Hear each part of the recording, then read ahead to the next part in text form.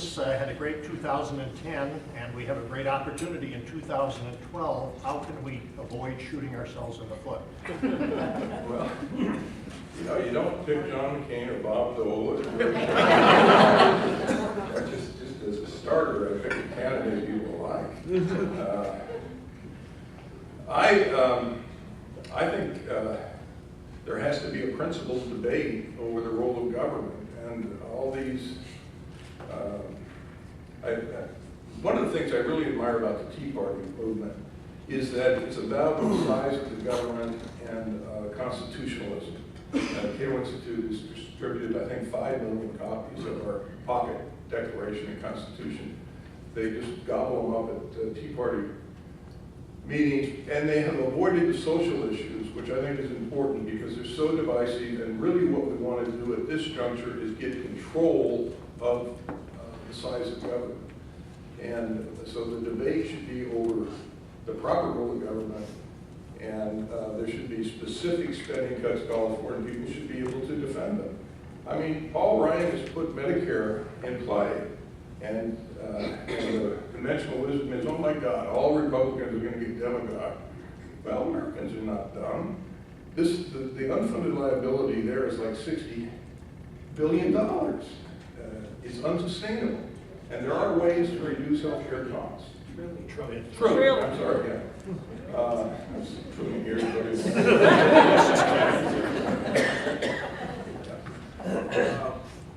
know, it strikes me that everybody's talking about QE this and QE that, and then you mentioned that, you know, eventually they'll probably buy debt from the states to bail them out, just like they did in Europe with Greece and et cetera. You know, the only reason we don't have a lot of financial inflation is commodity-based, but is because the money velocity is, you know, zero. Well, it would be a heck of a lot better than a fiat currency that is subject to the discretion of a jerk like Ben Bernanke. I shouldn't say that about him, but I do know him.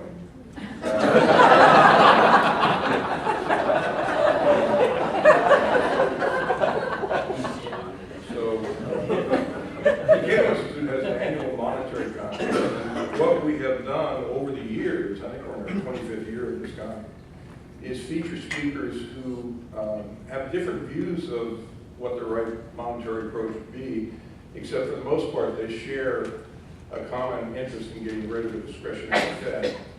And so whether it's a market basket of commodities, a monetary rule, a gold standard, some way to control money, because it's just horrible what it does to people's savings and distorts capital flows, inflation, and we're open to that sort of thing. And I think the time is right. I mean, there's discussions now in some of the state think tanks about having states issue their own coin,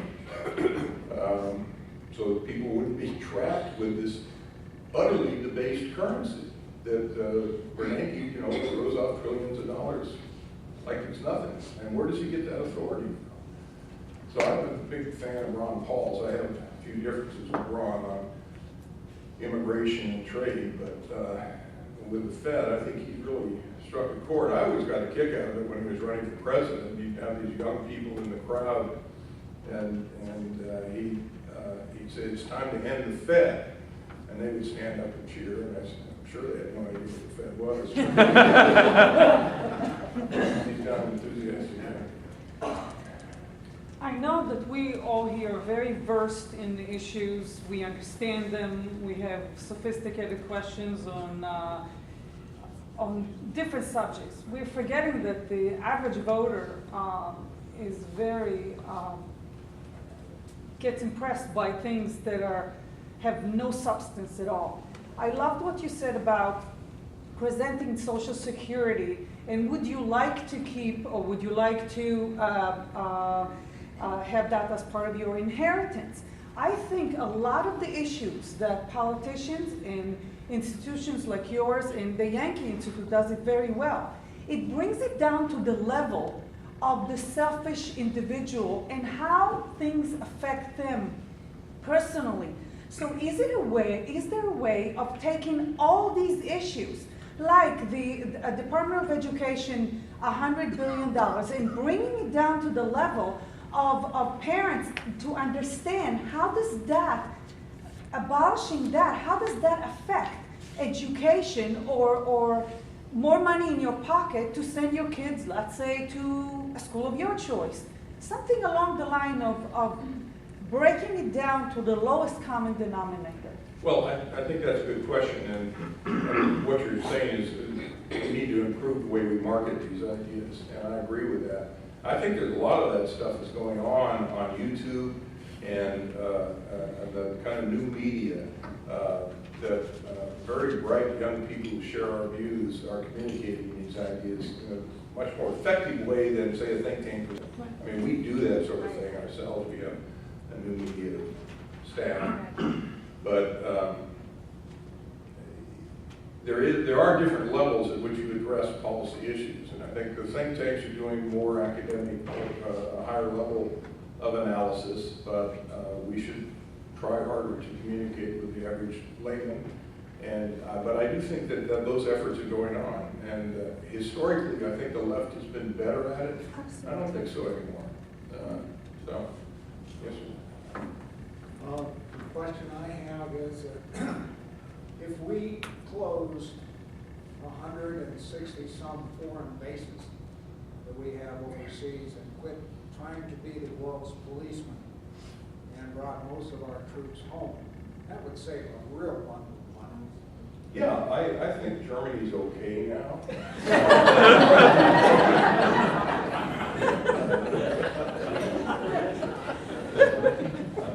And you know, one of the things that strikes me, one of the great dangers is these lunatics that run North Korea.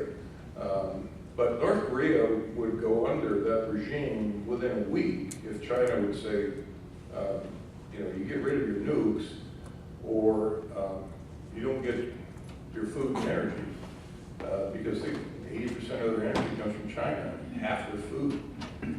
China can do that, and the way to get China to do that, because China's not thrilled about the prospect of a united Korea on their border with U.S. troops in Korea. You say, well, I'll tell you what, you get rid of this reprehensible regime and be the heroes in the eyes of the world, and we'll take our troops out of Korea. And I think that would be a good deal. But you're right, we have troops everywhere. And, you know, I don't understand why that needs to be the case. I want to defend, the troops are there to defend the United States, and these forward deployments end up creating, well, they're very sensitive, and they create enemies more often than not. Yeah. Follow up on QE3. What are the probable issues of the Fed would actually buy state debt? And what would be the early indicators of that? And then finally, is there any way to rein in the Fed without simply doing away with it? Yeah, there are ways to do that. Congress is looking into it. I mean, you have Ron Paul is the head of the subcommittee that really controls the Fed. He's having hearings on this, so I think there are ways to limit it. And in terms of warning, I mean, who knew that the Fed was going to create $2 trillion out of thin air? They just did it, which is scary. So I don't know the answer to how you do it. I mean, nobody's going to abolish the Fed anytime soon, but reining them in, I think, is a good thing. Yeah. You remarked before how instrumental the Tea Party has been. What do you see the solution with the reconciliation of the Tea Party and the Republicans, the constant? Well, you know, the freshman congressmen are very Tea Party oriented. The people like Boehner, I told Paul Ryan, I don't tell Paul Ryan anything, but I suggested to him, you need to take on Boehner. He's the old school. He's not part of the solution, he's part of the problem. And he said, well, you know, you can't, nobody's going to beat Boehner. I said, nobody's going to beat Boehner, but you throw down the gauntlet and get 30% of the vote, and you've established the beachhead so that when he does capitulate, and it turns out his 38 billion is more like 10 billion, you know, that's already come out. The energy and hope for the Republican Party is the Tea Party, because they are principled and they care about what's happening in this country. Too many professional politicians don't care. They just want their power. That's why I'm a big term limits fan. I'm on the board of U.S. General Medicine. One of the things that scares me about this healthcare thing that's going to go to the Supreme Court is Brother Kennedy. He was the 5th vote that destroyed term limits in U.S. term limits v. Thornton in the early 90s. He was the 5th vote on Kelo, which undermined private property in America. He reads the New York Times. And that's why it's important to fast track this case, because the longer Obamacare is out there and the more ingrained it gets into the society, the more likely that Kennedy will vote the wrong way. So, yes, ma'am. Going back to the point of marketing and public policy, one of the things that disturbs me is two facts.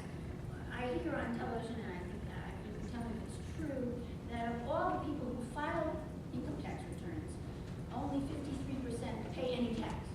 So we got 47% of people who actually file. Now we've got all kinds of people who are paid under the table who live in our country too. But so we've only got that slice who are actually paying taxes.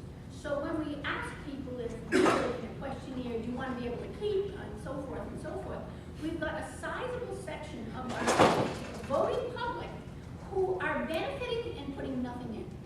And then put that side by side with those demonstrations by the unions and the firefighters and the teachers, which I'm one, who are rising up and really committing civil disobedience in a scary way, interrupting the legislative process in state capitals. And now we've got rabble, and we've got people with no skin in the game. That's a scary proposition for me. And when I think about that, I say to myself, maybe marketing in a clearer fashion to the people like that young lady mentioned, who only look at the surface of things or how it's going to impact me and don't look at the big policy picture. Maybe we need to start at a more basic level, and in every state and in every congressional district have people sponsor house meetings where people sit down and read the U.S. Constitution. I think when I talk to people, just like your comment about Hillary Clinton, one of our goals is if it was a blank drawing board. We already have a framework. But people don't know that. If you ask them what's in the Constitution, they don't know. I think we get so late in the game that everybody needs to be reading the Constitution before they can have a policy opinion. And we need to start a new groundswell of everybody sponsoring in their neighborhood. Let's all read together the Constitution. I think that would change the debate, because the debate has to happen within that framework. Well, I'm pro-Constitution. You know, one of the ways that Roosevelt got the New Deal through, the tortured interpretation, was 2 major clauses. And today, you know, the House is saying, well, before we vote on any legislation, you have to say what the constitutional authority is. Unfortunately, what the other side will say, well, the General Welfare Clause or the Commerce Clause, and end of argument. Except that both those clauses were intended to be constraints on the federal government.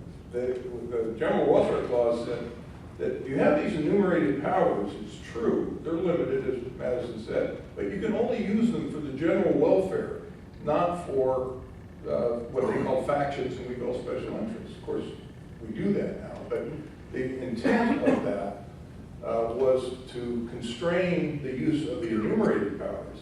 As Madison said himself, an expansive view of the General Welfare Clause turns the Constitution on its head. Why in the world enumerate any powers if all you have to say is, well, it's for the general welfare?